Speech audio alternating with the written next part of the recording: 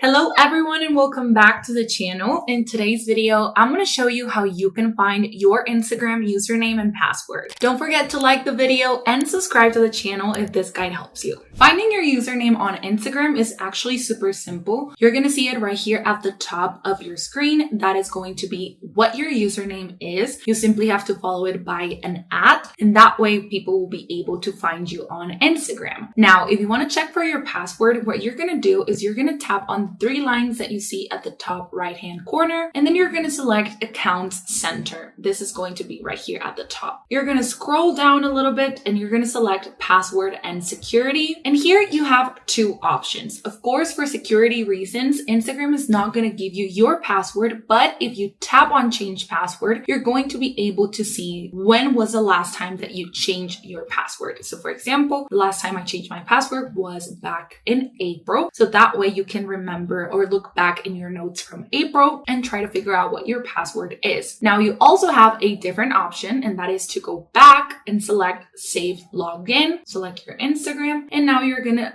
turn this option on. This way, all your iCloud devices will remember your Instagram password whenever you're trying to log in. I'm gonna go back. Now all you have to do is refresh your screen, and that's it. I hope this video helped.